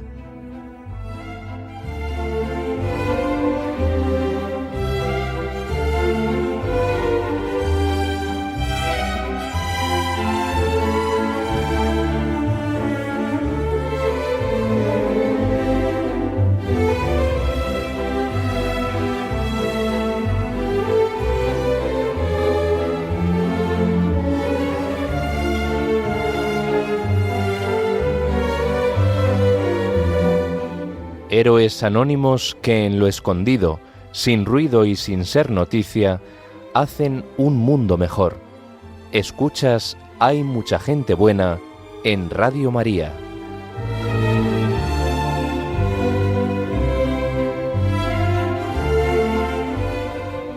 Esta noche hemos tenido el regalo de conocer de quienes aprendió Santa Teresita de Lisieux el amor y la confianza en Dios.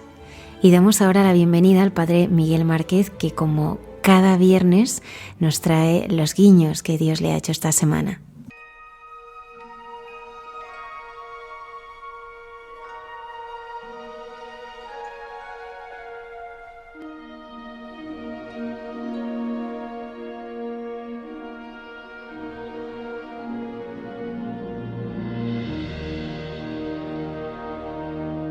Buenas noches a todos, con un saludo muy especial, lleno de alegría, lleno de el color de esta tierra donde me encuentro ahora, que nadie se asuste, pero estoy en Centroáfrica, después de un poco de descanso en Roma.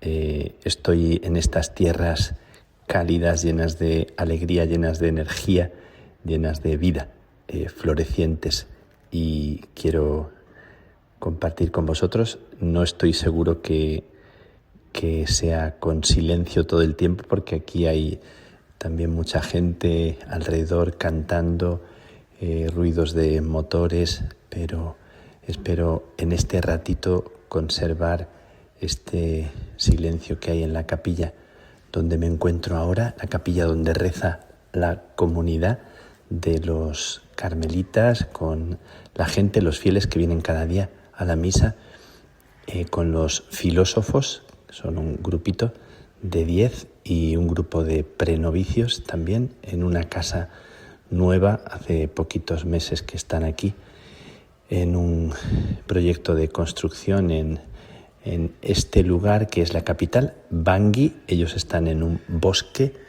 en una zona muy típica africana. Por todas partes ves gente caminando, niños jugando, en una realidad muy rica, donde hay mucha espiritualidad también, mucha acogida de la gente, mucho deseo de compartir la vida cristiana.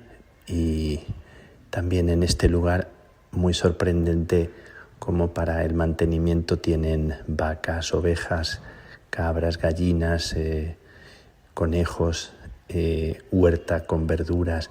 Bueno, muy estimulante muy interesante cómo los padres que fundaron esta misión les han animado, les han empujado, y ahora poquito a poco están los africanos tomando las riendas. Estamos en ese proceso y he participado estos días de su alegría, de su oración, de su música, y quiero enviar también al programa el Padre Nuestro cantado en Sango, la lengua de Centroáfrica, tan bonito, tan bonito. Bueno, pues quiero dar gracias a Dios con vosotros, porque la realidad de Centroáfrica, que hace unos años fue noticia mundial en todas partes, me ha seguido en estos días impactando mucho en los encuentros con los hermanos, con el obispo, con el nuncio, con el cardenal, con la gente sencilla. Muy sorprendente lo que se observa en las calles, con miles y miles de motos que son taxi, como en Camerún, como en la India también, y comercios por todas partes, la gente vendiendo sus pequeñas cositas, o comercios más grandes, o comercios también incluso de libaneses. Hemos visto algún comercio grande, enorme, de libaneses, donde compramos helado para los hermanos, muy contentos. Quiero dar gracias a Dios por esta realidad misionera. Me he encontrado con personas muy, muy interesantes. Me he encontrado con un obispo español, Aguirre, que es una persona de Córdoba, un obispo campechano, un obispo verdaderamente muy, muy familiar, muy cercano, muy comprometido, que se retira, ha puesto ya la dimisión por salud, por motivos de salud, y es sustituido por un carmelita, por Monseñor Aurelio, carmelita descalzo, que ha trabajado muchísimos años aquí en la misión de Centroáfrica. Entonces el obispo Aguirre me ha dejado sorprendido, muy, muy sobrecogido por su testimonio hace unos años. Como sabéis, tal vez recordaréis que por los años 2013-2017, en esos 3 años, fue una situación terrible en el país por los rebeldes, por movimientos muy, muy duros de asesinatos, de desestabilización, y mucha gente se desplazó, salió de la capital para refugiarse en cualquier sitio. En un momento determinado también Monseñor Aguirre, en su diócesis de Bangasú, cuando vinieron a atacar a los musulmanes a la mezquita, mataron a unos pocos, hirieron también en el pecho al imán de la mezquita, y Monseñor Aguirre, cordobés sencillo, se puso delante de la mezquita mientras disparaban a la gente. Se puso en medio del fuego, y evitó una masacre porque la gente respetó en cierta medida. Evitó una masacre, y también incluso ayudó al imán, porque le puso el puño en el pecho para evitar que la hemorragia le hiciera desangrarse del todo, y le salvó. Y después refugió en el seminario a unas 2.000 personas durante 2 años, dándoles de comer. Bueno, dice que dejaron el seminario hecho un desastre, luego lo arreglaron y ya está, pero recibieron a 2.000 personas musulmanes. Bueno, me sorprende mucho, me sobrecoge que en este mundo en el que estamos, con tanta polarización, tanta enemistad a veces provocada, tantos bandos, tantos partidos, haya una región del África donde la convivencia entre protestantes, cristianos, musulmanes, ha tenido este tiempo de compartir. Un aplauso, un gracias por Monseñor Aguirre, realmente un español en tierra centroafricana. Le han hecho muchas entrevistas en revistas, en periódicos. bueno, hay héroes que son conocidos que con su responsabilidad son capaces de hacer esto y muchas otras personas, héroes invisibles, pero bueno, recordamos también a los héroes visibles, sencillos.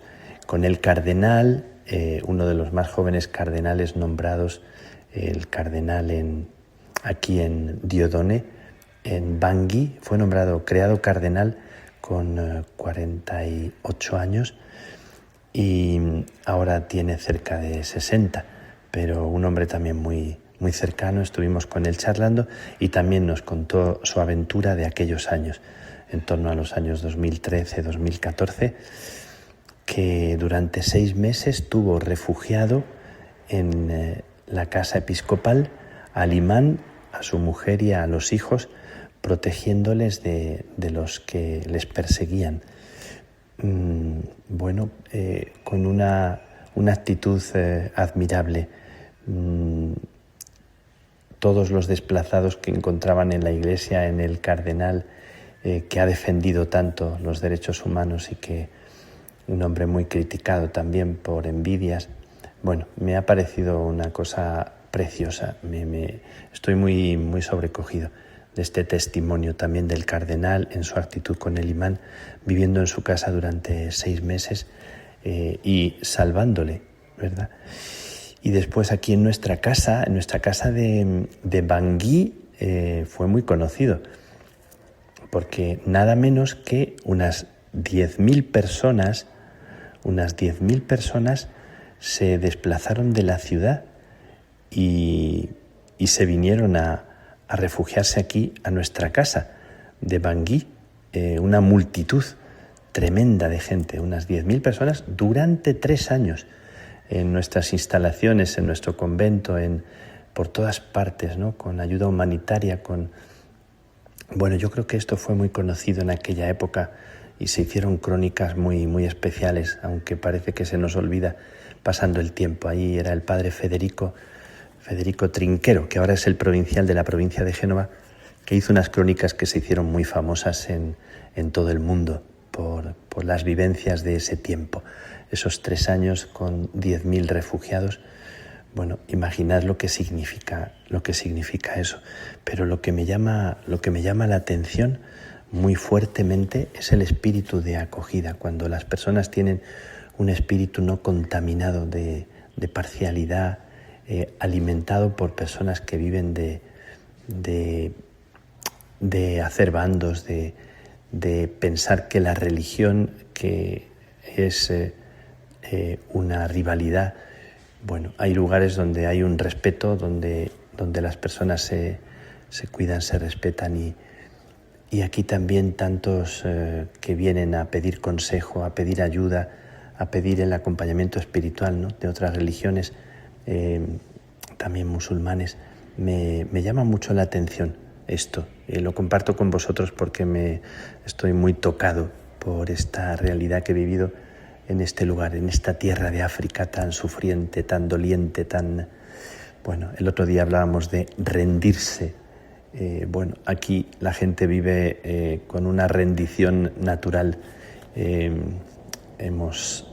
Vemos a la gente que cuando les saludas se emocionan, se ponen muy contentos. Cualquiera en la calle, me encanta saludar a la gente y hacerles un gesto de amistad o un saludo con la mano y enseguida la gente reacciona como muy honrada, muy sintiéndose bendecidos. Orando con la gente de África, en esta tierra herida, en esta tierra que clama y que grita de tantas formas por poder crecer con tanta riqueza, con tanta fecundidad y que está tan atravesada de intereses de otros lugares, sin entrar en estos temas que sin embargo son importantes y muy interesante hablar con ellos para darnos cuenta de que muchas cuestiones conflictivas vienen de intereses externos. Pero me quedo con esta experiencia también bonita de convivencia, de danza. Te sacan a danzar para celebrar, te regalan, te acogen, hemos bendecido la casa nueva, la casa de Bangui, una casa para acoger, para un lugar de acogida, de espiritualidad, de encuentro con Dios, un lugar para vivir lo que significa la dignidad alimentada a través de la espiritualidad, del silencio, de la oración, de la fraternidad por estos hermanos y hermanas. Hay varias comunidades de monjas de la familia carmelitana distintas y están para venir otras también, otras hermanas para ayudar con escuela, hospital, de distintas formas. Me gusta mucho esta iglesia, me gusta mucho lo que percibo en Monseñor Aguirre, me gusta mucho lo que percibo en el tono del cardenal, lo que percibo en la gente sencilla y lo que percibo en mis hermanos. Es un canto y una alegría el agradecer a todos los misioneros que sembraron aquí la vida, que se entregaron, que han construido tanto, pero más que los edificios, que han construido como un espíritu, una espiritualidad, un amor a Jesús, un servir, esto que insistimos tanto en África, que el mayor título, la mayor dignidad es servir. Hemos compartido el espíritu teresiano y carmelitano. Hemos dicho que el espíritu carmelitano se caracteriza por distintas cosas, pero hemos hablado de la humildad, de la gratitud, hemos hablado también del reconocer la verdad de lo que somos. Hemos hablado de la amistad como un elemento esencial, central del espíritu teresiano, la amistad con nosotros, con Dios, entre nosotros. Hemos hablado de que amistad significa verdad, significa desengañarse, significa crecer intentando y procurando ayudarnos a agradar a Dios y a abrir los oídos y el corazón en disponibilidad a lo que necesitamos aprender en este momento. Ha sido un compartir bonito, ha sido un compartir de ayudarnos, y he visto hermanos que escuchaban receptivos y bueno, os comparto todo esto porque estoy sobrecogido y estoy emocionado de la historia pasada y de la historia presente. Os pido una oración por esta tierra del África, aquí, por los fundadores de Génova y los hermanos que aquí dejaron la vida y los que ahora crecen, vocaciones y jóvenes con la mirada tan alegre, tan llena de energía. Que os llegue un poquito de esta energía y de este canto del Padre Nuestro en Sango tan bonito. Que Dios os bendiga, que la bendición de Dios Todopoderoso, Padre, Hijo y Espíritu Santo, descienda sobre vosotros y os acompañe siempre, siempre.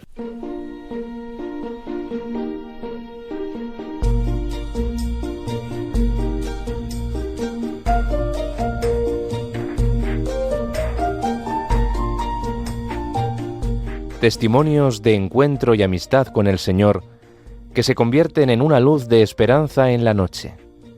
Estás escuchando en Radio María, Hay mucha gente buena.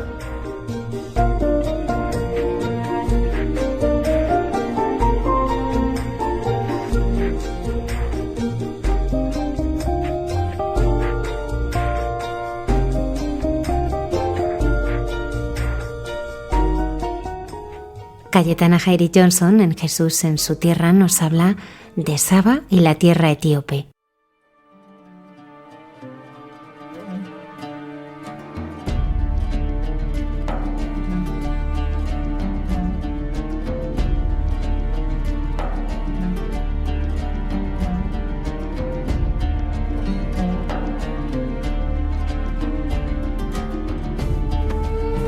Buenas noches de paz y bien, queridos amigos de esta sección llamada Jesús en su tierra de Radio María.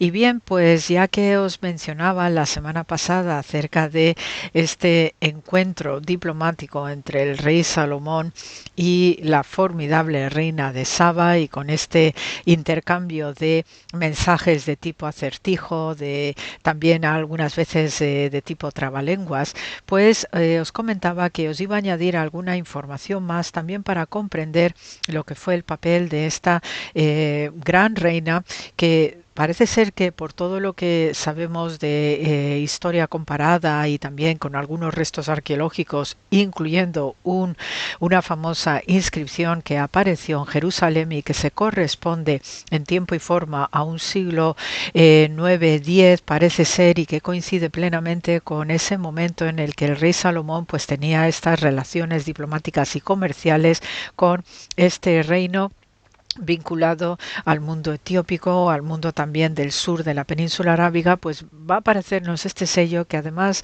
de nuevo, insisto, ¿no?, confirma que hay unas relaciones en la antigüedad que son variadas, diversas, riquísimas, y que también dejan importantes huellas históricas, porque no solamente tenemos estas relaciones comerciales con lo que es la península arábiga, donde, por ejemplo, pues tenemos rutas históricas del incienso procedente del país de Qatar, y de hecho la raíz de Qatar también es la misma palabra para incienso, sino que también desde el mundo de la reina de Saba, que conecta con las tradiciones del Yemen y de Etiopía, tenemos importantes intercambios, sobre todo del bálsamo, de diversos tipos de bálsamos, perfumados también, y todo este tipo de productos exóticos que nos vienen de estos semitas del sur, pues son también relevantes para entender determinadas evoluciones históricas, y particularmente estos encuentros bíblicos entre Salomón y la reina de Saba. Precisamente por estas historias, ¿no?, de Saba y Salomón, pues tenemos más relatos añadidos, especialmente vinculantes con la, digamos, tradición histórica de los etíopes, y también en lo que afecta principalmente al judaísmo. Entonces sí sabemos que por el historiador Flavio Josefo, en Antigüedades de los Judíos, pues menciona que la reina de Saba pues también era reina de Egipto, además de Etiopía, ¿no? Y también pues que especifica, ¿no?, todos estos comercios de lujo, como las especias, también los bálsamos, que venían en estas caravanas desde el sur. También pues se suele mencionar estos vínculos de la reina de Saba igualmente con el mundo de los persas, aqueménidas particularmente, porque también vemos la mención del rey persa Cambises, que igualmente pues tiene todas estas integraciones acerca de las tradiciones etiópicas y este formidable mundo que forma igualmente parte cultural importante de la propia reina de Saba. También pues desde el punto de vista de estas tradiciones, pues se nos relata particularmente en la tradición de una serie de textos y de tradiciones bien consolidadas, el Kebra Nagast, que significa literalmente la gloria de los reyes, es una saga etiópica que relata particularmente un encuentro ya algo más íntimo, que no tan diplomático, entre este formidable rey Salomón y la no menos formidable reina de Saba. Entonces se nos dice en esta épica que de la unión de estos dos pues nació el rey Menelec I, ¿no?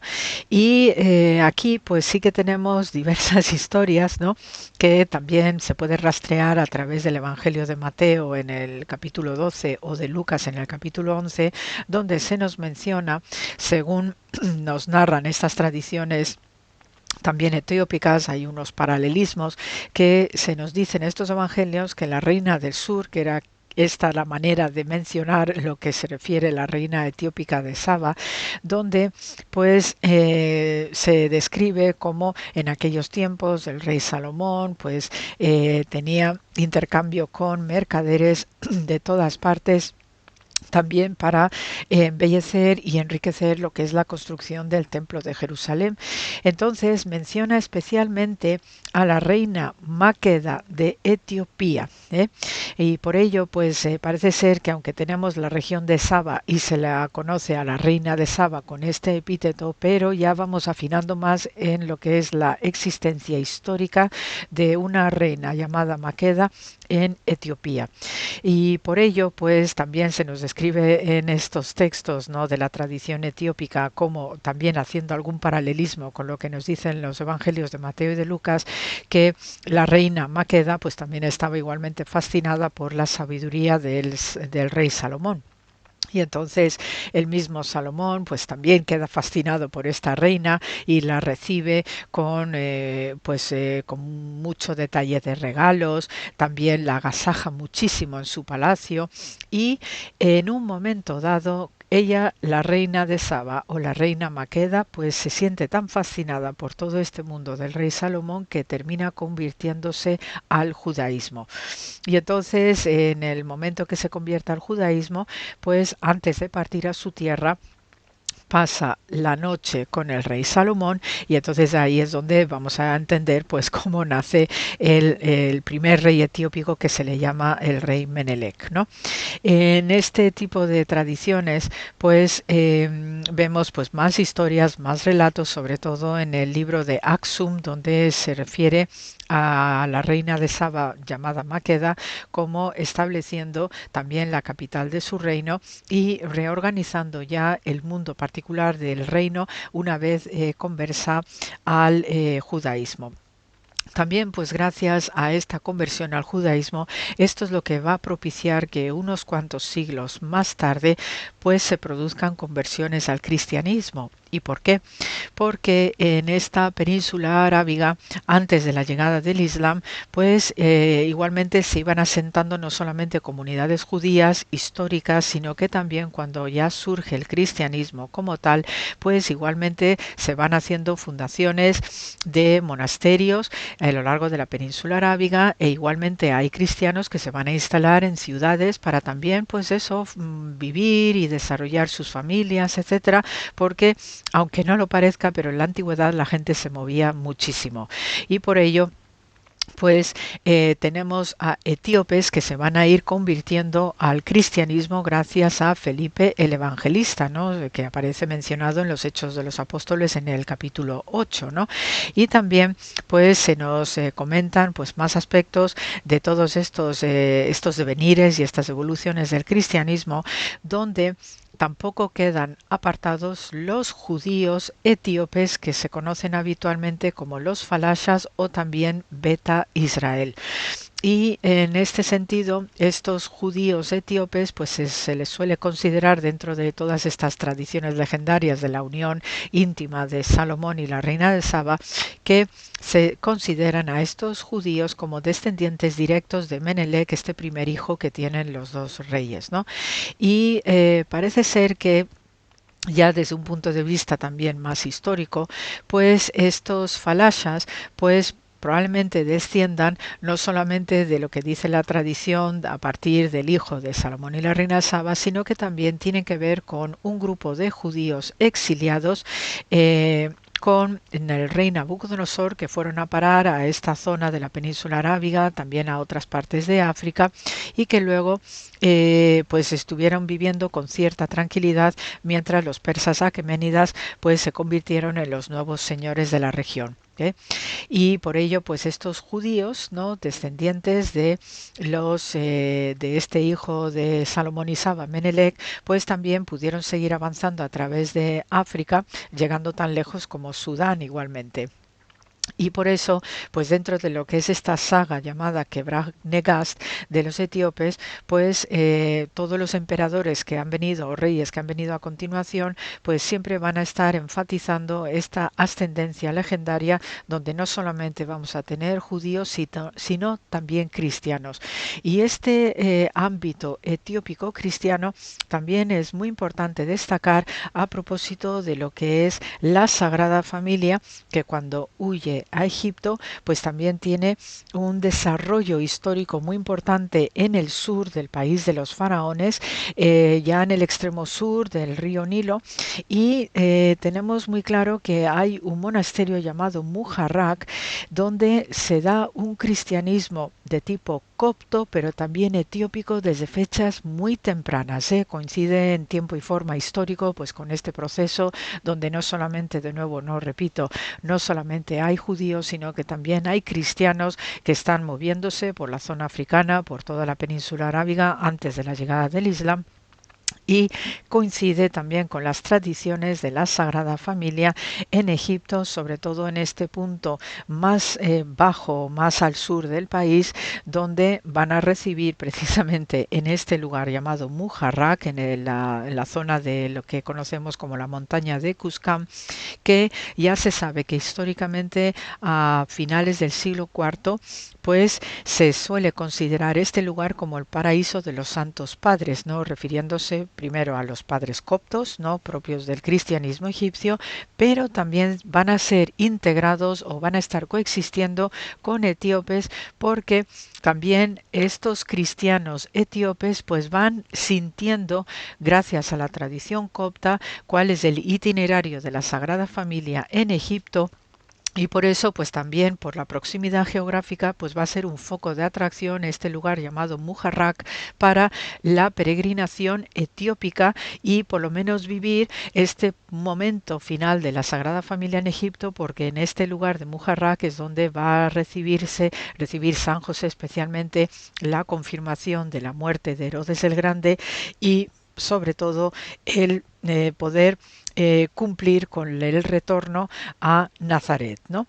Y por ello, pues también dentro de este mundo del sur de Egipto, pues vemos como hay una famosa reina ya en el siglo XVIII llamada Mentowab, que era también hermosa, era una mujer muy delicada y una formidable reina que se la suele considerar en la tradición etiópica como la nueva reina de Saba por su sabiduría igualmente, pues tiene un hijo a quien le pone el nombre de Yasu, que es la variante etiópica para el nombre de Jesús. Entonces, siguiendo este hilo conductor de etíopes que van a este lugar de Muharrak, donde ya es el último punto donde vive la Sagrada Familia antes de regresar a Nazaret, pues esta reina visita este monasterio y se quedó tan fascinada que ella pues hizo importantes donaciones pues para la construcción de una iglesia etiópica, que es la iglesia del monasterio de Cuscam, y entonces aquí pues se va a convertir este lugar en uno de los centros religiosos más importantes de la iglesia etiópica justo en el sur de Egipto. Esto os lo comento para que veáis cómo el Oriente es otra dimensión, son gentes o reflejan gentes que están muy acostumbrados al trato, a mezclarse, a convivir, a coexistir, y que desde tiempos legendarios estas tradiciones viajeras de intercambio y de mezcla entre pueblos nunca ha dejado de darse.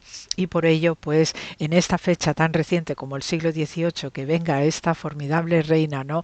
Que es también una réplica en tiempos contemporáneos de lo que fue la reina de Saba, pues esto indica también cómo se conserva este espíritu de la antigüedad, donde hay convivencia con judíos, hay convivencia con cristianos, hay conversiones y finalmente la fusión de este lugar entrañable en el sur de Egipto, donde finalmente la Sagrada Familia puede respirar aliviada y retornar a su sagrada tierra de Nazaret.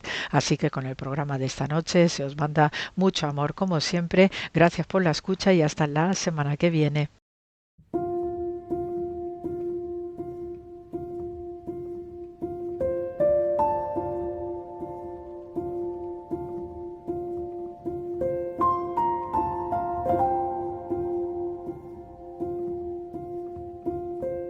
Hay mucha gente buena, con Almudena Delgado.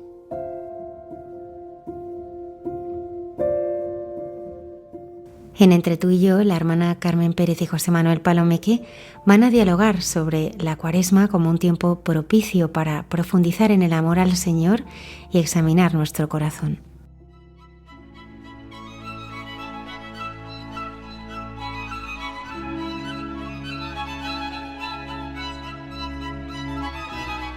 Tiempo de Cuaresma.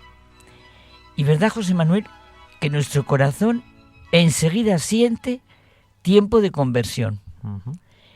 El amor del Padre nos revela quiénes somos realmente y cuánto valemos a sus ojos. Nuestra alegría y nuestra grandeza, pues no se basan en ilusiones pasajeras de éxito y de fama, sino en sabernos amados y deseados por nuestro Padre, que está en los cielos. Eso nos ha dicho el Papa León XIV.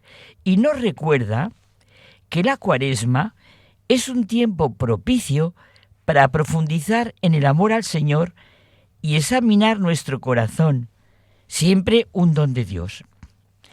Él quiere ayudarnos a redescubrir nuestra naturaleza de hijos, creados y renovados por medio de Cristo, por su amor de Padre en el Espíritu Santo. La solicitud del Padre Celestial por todos los hombres es la más grande realidad de la vida. Tú y yo recordamos constantemente una convicción de Benedicto XVI. Dios nos ama, es la gran verdad de nuestra vida y que da sentido a todo lo demás. Fíjate, viviendo así.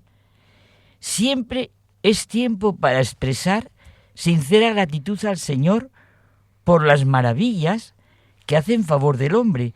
Y desde luego, la maravilla por excelencia es la redención. El que no se reservó a su propio Hijo, sino que lo entregó por todos nosotros, ¿cómo no nos dará todo con Él? Convirtámonos a Él con todo el corazón. Ahora es el tiempo favorable. Ahora es el día de la salvación. Sí, ahí, te estoy escuchando ahora. Las palabras de San Pablo a los cristianos de Corintio resuenan con fuerza, ¿no? Decía, ahora, repite varias veces, cada ocasión es única e irrepetible. Es verdad, mira, me viene un pequeño documento que creo que ya lo hemos comentado tú y yo, no aquí, pero tú y yo a solas, y que tengo siempre a mano. Es la conversión de Blaise Pascal. Es que es una maravilla lo que vivió el 23 de noviembre de 1564 y que le marcó su vida. Esa noche escribió lo que le había sucedido en un trozo de pergamino que llevó consigo cosido al forro de su chaqueta y no fue descubierto hasta después de su muerte en 1662. Él lo cambiaba de chaqueta cada vez que estrenaba una. Y dice lo que tenía ahí cosido. Dios de Abraham, Dios de Isaac, Dios de Jacob, no de filósofos ni de sabios. Certeza, certeza, certeza, sentimiento, alegría, paz.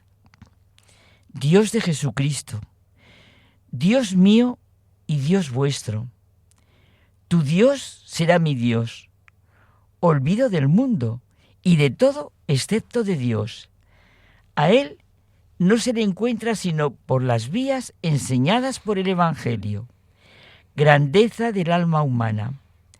Padre justo, el mundo no te ha conocido, pero yo te he conocido. Alegría, alegría, alegría, lágrimas de alegría. Descubre y toca a Dios. No es solo un acto intelectual, es la persona en su totalidad quien descubre y saborea las cosas de Dios. Sí, a Pascal le inundó un torrente de gracia en esa mezcla de certeza, sentimiento, alegría, lágrimas. No es la demostración racional de la existencia de Dios lo que le cambia, es el encuentro con Él desde lo más profundo del corazón. Fue sentir su presencia lo que le convirtió. Mira, el Papa Francisco escribió una carta apostólica en el cuarto centenario de Blaise Pascal, que se llama Sublimitas et miseria hominis, grandeza y miseria del hombre, que forman la paradoja que está en el centro del testimonio de Pascal, ¿verdad? Fíjate, es verdad. Y el Papa Francisco lo define como un compañero de camino que acompaña nuestra búsqueda de la verdadera felicidad y nuestro humilde y gozoso conocimiento del Señor muerto y resucitado. El Papa Francisco lo considera un pensador genial y siempre atento a las necesidades de los pobres. Lo sabemos, un infatigable buscador de la verdad, atraído por nuevos y amplios horizontes. Desde niño y durante toda su vida buscó la verdad y con la razón rastreó sus signos. Bueno, lo sabemos especialmente en los campos de las matemáticas, la geometría, la física y la filosofía.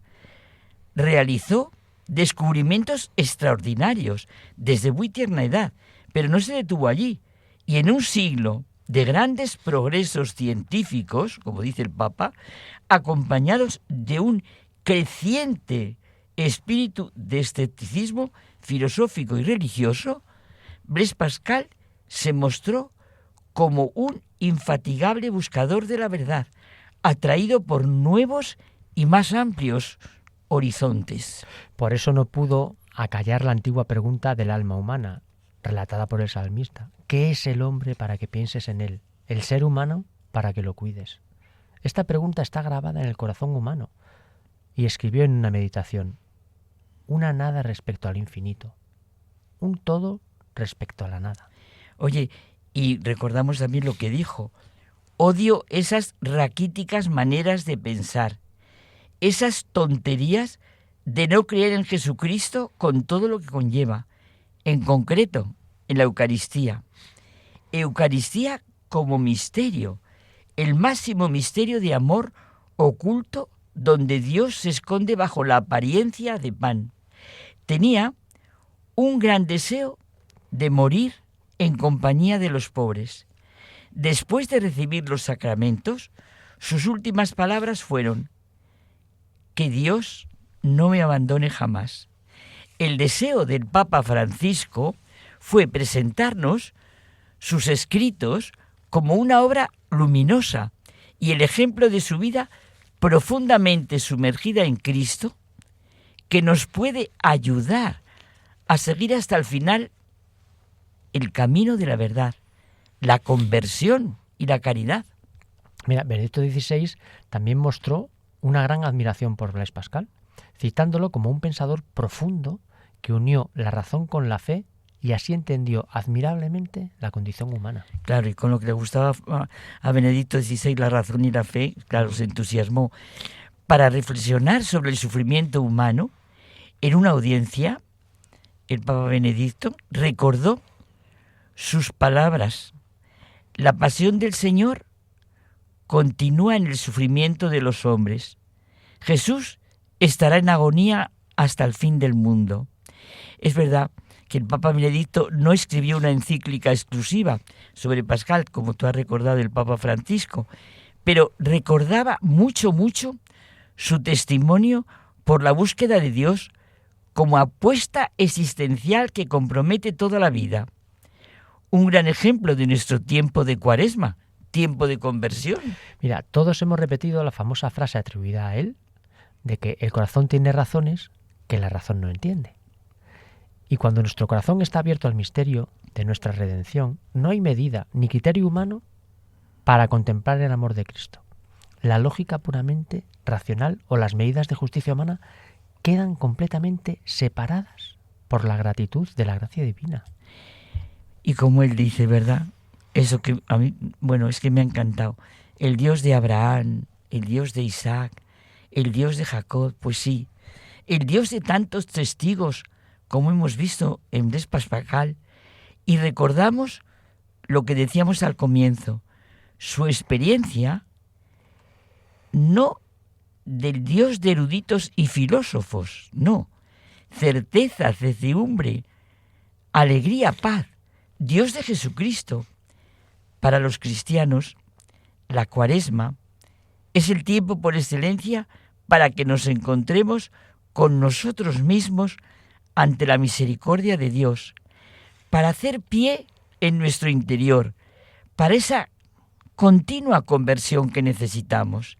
Oye, y esas palabras que a ti y a mí nos gustan tanto de San Agustín: desde que me convertí, no he dejado de convertirme, para reconocer que es la viga de nuestro ojo la que nos impide tener paz y libertad, ver la verdad de nuestras actuaciones. Sí.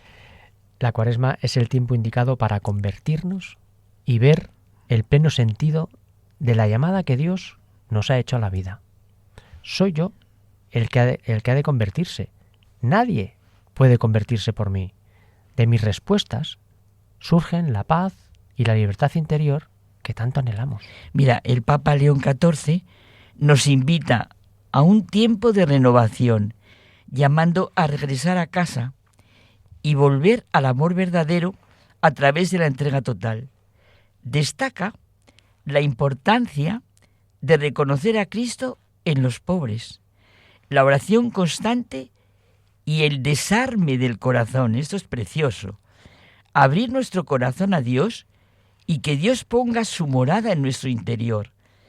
Es un tiempo, sí, de preparación para la Pascua, que es el centro de nuestra vida.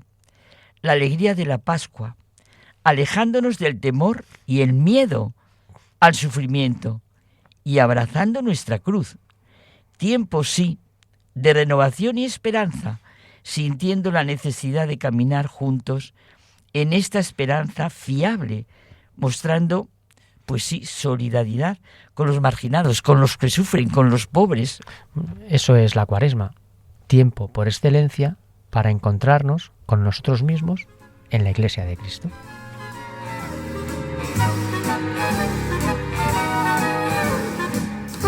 Nos despedimos hasta el próximo programa en el que regresaremos con nuevos contenidos. Muchas gracias por acompañarnos y ya sabéis que podéis descargaros nuestros podcasts en la página web de Radio María y también escribirnos a la dirección de correo electrónico de muchagentebuena@radiomaria.es. Gracias por estar ahí.